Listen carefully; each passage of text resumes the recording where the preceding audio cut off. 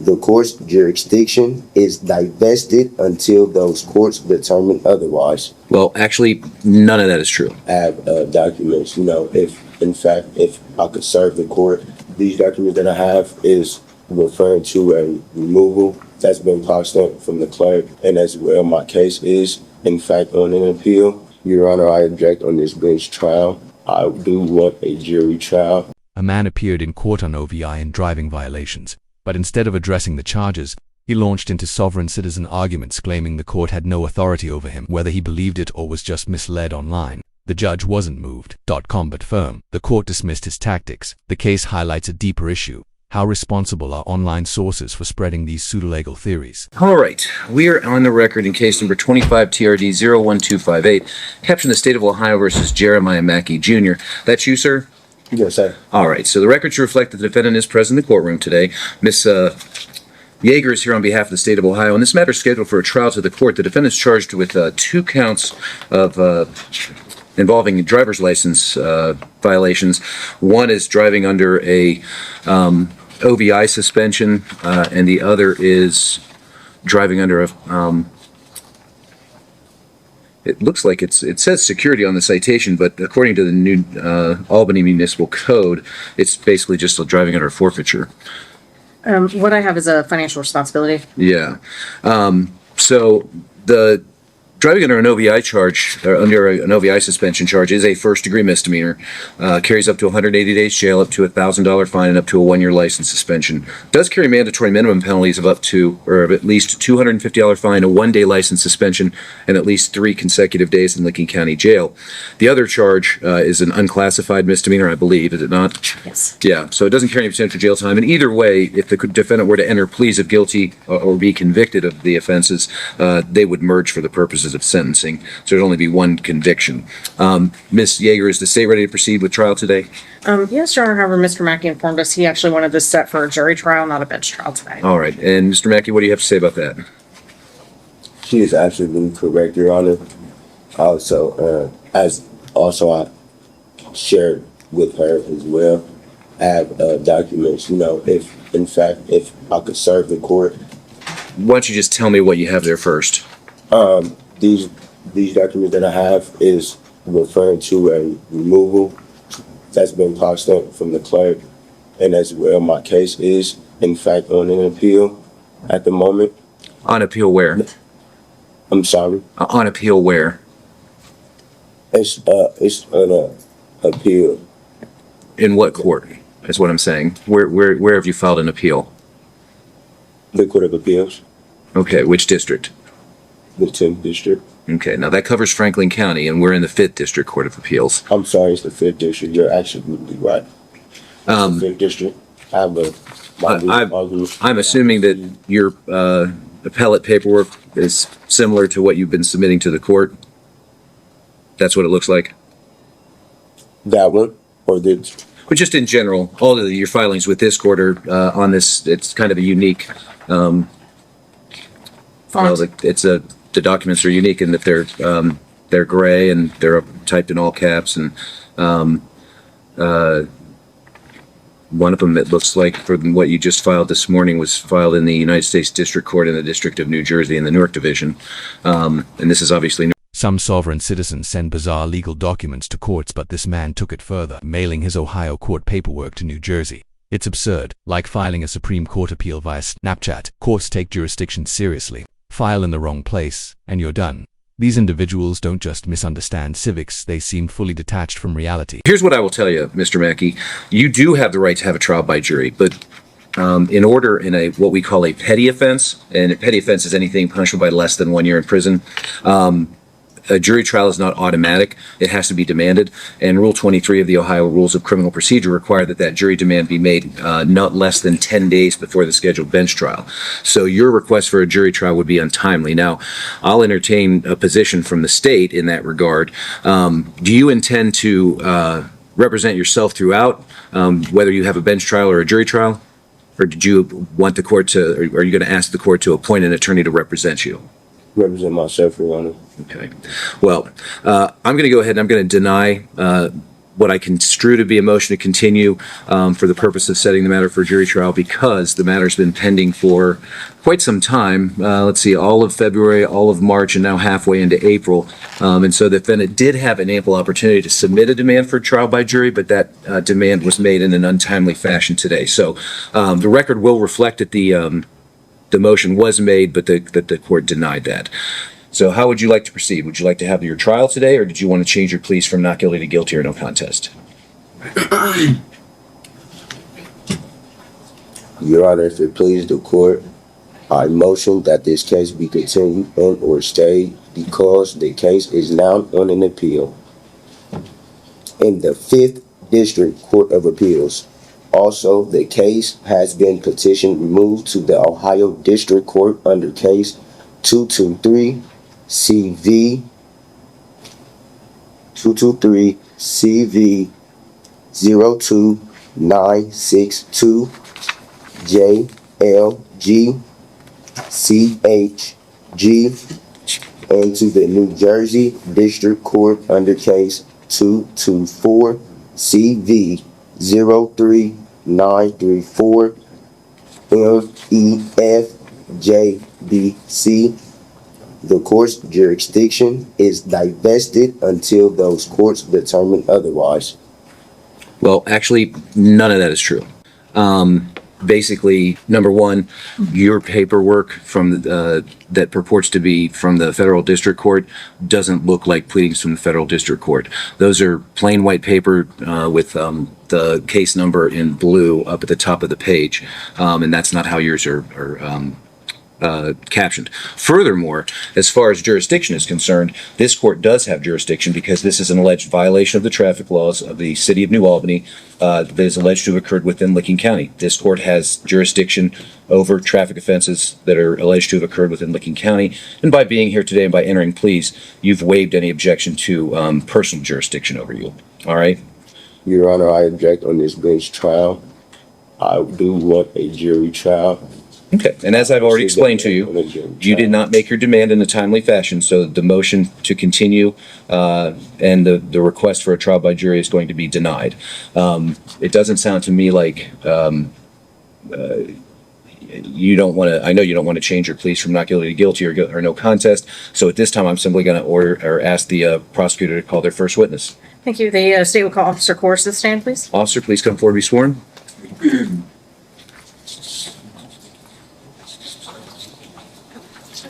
Oh, actually, before he does that, Mr. You can have a seat. But Mr. Mackey, you indicated that you do wish to represent yourself, correct? Is that right? Okay.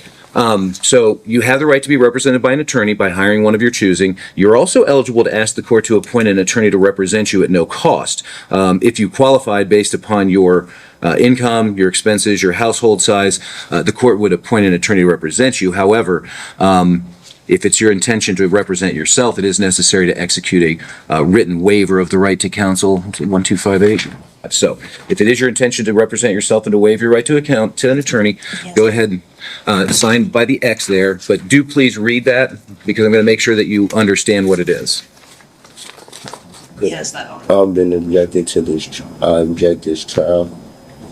I'm sorry, I didn't hear what you said. Refusing to sign this, Your Honor. At this moment, I'm not refusing to sign it. This court jurisdiction has been divested. Okay, well, I've already ruled on that, and that can certainly be appealed at a later time. But this part of the case, this portion or this part of the process is going to go forward.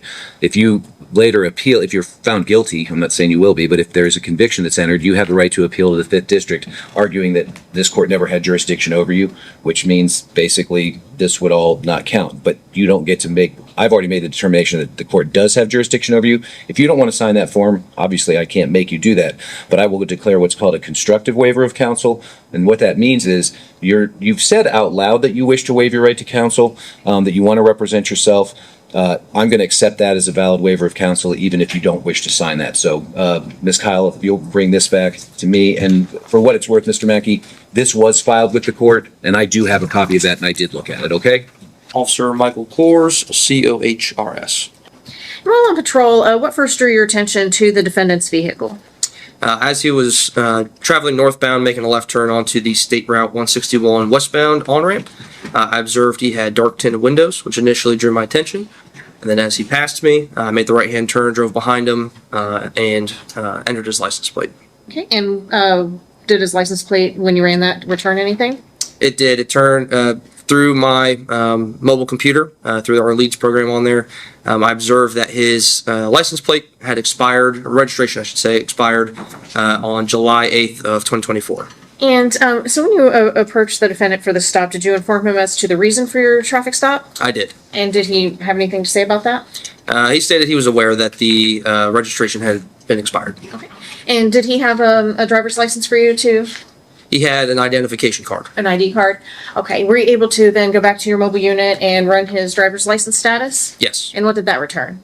I observed again through my computer system that it showed he had multiple active suspensions, one of them being the OVI suspension that he was cited with, as well as the 2 non-compliance suspensions on my system. Reason why it was shown on the citation as a security suspension, that was the label, but per what I read through the system there, it was the financial liability.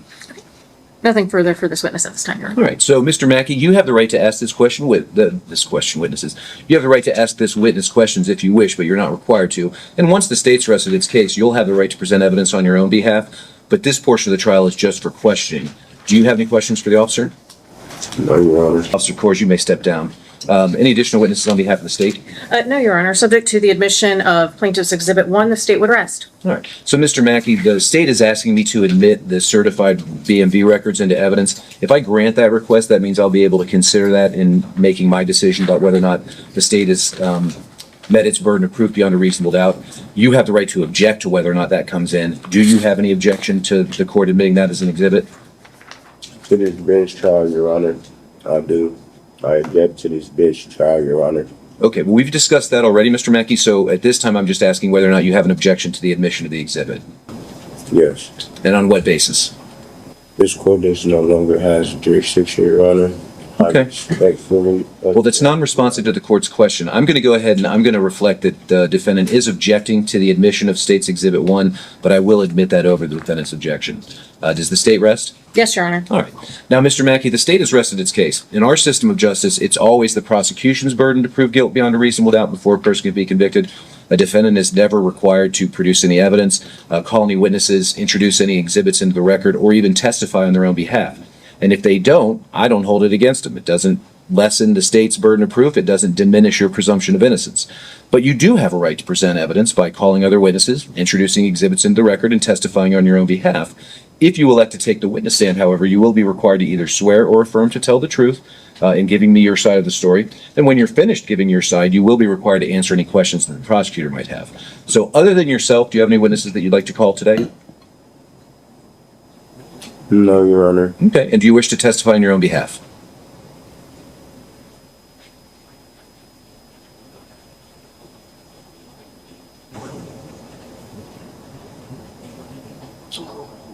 Your Honor, I object on this bench trial. Respectfully, Your Honor.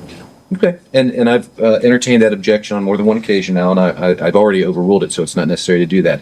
But you are creating a record here, Mr. Mackey, so that, we're recording all this. You'll certainly have the right to obtain a transcript of the proceedings and pursue your appeals regarding the jurisdiction issue.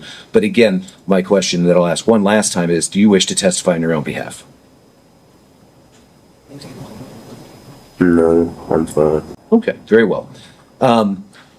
The court's heard testimony from Officer Kors, which finds to be credible, that he was on duty on the date in question, that he executed a traffic stop upon discovering that the registration on the vehicle was expired, that he made contact with the driver who he's identified as the defendant, and upon reviewing the information provided by the Bureau of Motor Vehicles, determined that he was under both an OVI suspension as well as a Financial Responsibility Act suspension. The court, furthermore, has admitted into evidence over the defendant's objection, admittedly, a certified copy of the defendant's driving record through the Bureau of Motor Vehicles, and it does in fact list both the noncompliance suspension as well as the OVI suspension, and reflects the expiration date of the registration as being prior to the date of the traffic stop. So I do find that the state has met its burden on all three counts, and I'll go ahead and enter guilty findings. You have the right to make a statement today, Mr. Mackey, before I make any decisions regarding your sentence, but you're not required to. Is there anything that you would like to say other than the jurisdictional issue? No, Your Honor. All right, thank you, Mr. Mackey. You know, it's kind of customary for me to ask questions of the defendants about their personal circumstances. If you don't want to answer, that's fine. Do you work? Do you have a job? Yes, Your Honor. What kind of work do you do? HVAC, sheet metal, as I told the officer that had pulled me over. Yeah. Is that what you were doing that day? You were working out at the warehouses? Okay. Do you work for yourself? Do you work for yourself or do you work for a company? I work for a company. Okay. How long have you worked for them? It's been 3 years. I've been in a skilled trade. Okay. Well, here's the thing. One of the reasons why I'm asking you these questions today is, as I mentioned earlier at the beginning of our proceedings, the court is required to impose at the very least a 3-day jail term. I don't want to cost you your job. Do you work Monday through Friday? Saturday, Your Honor. Monday through Saturday? Okay. We normally do not have, well, let me go ahead and pronounce sentence first, and then we'll talk about that. When you got pulled over that day, Mr. Mackey, you were just given your citation and then you were free to go, right? They didn't take you to jail, did they? Correct. Okay. All right. As far as the registration is concerned, the fine on that charge is going to be a $25 fine. On the driving under the OVI suspension charge, the court's going to impose a 3-day jail term, a $250 fine, and a 1-day license suspension to be start today and as of midnight.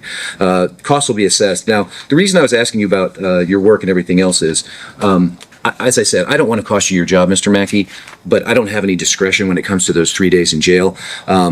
Normally, we require defendants, I'm assuming you don't want to go today, right? No. Okay. It's customary for the court to grant what we call report dates. Some courts call them enforcement dates. And typically, we require that the defendant report here to the courtroom. But since my colleague, Judge George, took the bench, we now have the option of having folks report directly to the jail. And that's important for one reason. If you had to report here, you'd have to report on a day that the court's open, so Monday through a Friday, all days of which you work. But if I order that you report to the jail on a Sunday, at least one of those days, you won't, of the 3 days, you won't be missing work, okay? Would you like for me to grant you a report date to the jail on a Sunday? I mean, I know you don't want me to impose any jail at all, but under the circumstances, would you prefer that I make it so that you report to the jail on a Sunday so you only miss 2 days of work? Okay. All right. Let's set it out a little bit just to give you some an opportunity to make those arrangements with your work. Let's go ahead and I'm going to have you report directly to the jail on Sunday, May the 4th. And that's located at 155 East Main Street here in Newark. And the bailiff will give you all the information that you need. I said, what did I say, the 4th?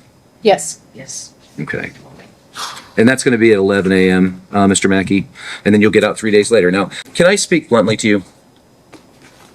So, you're not the first person who's come through court with these arguments that you're making regarding jurisdiction and the right to travel and things of that nature.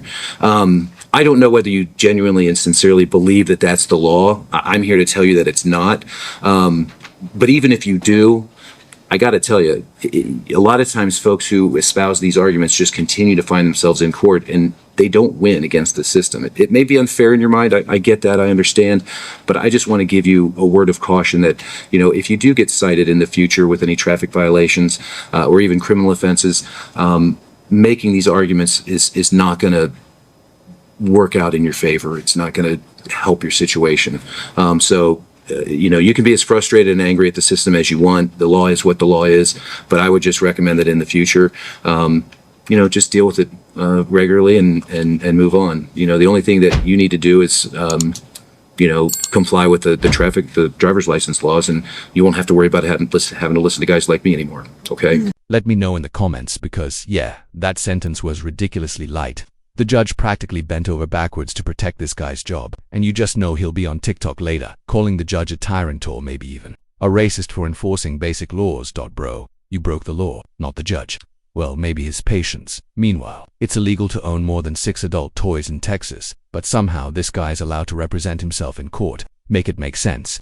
I once got kicked out of a library for whispering too loud that felt stricter than this sentence. Also, why do sovereign citizens treat court like it's optional but still show up dressed like they're headed to a cookout at Area 51? Think he'll even show up to jail, or will he claim jail has no jurisdiction over his strawman? Anyway, drop your thoughts in the comments, and thanks for watching.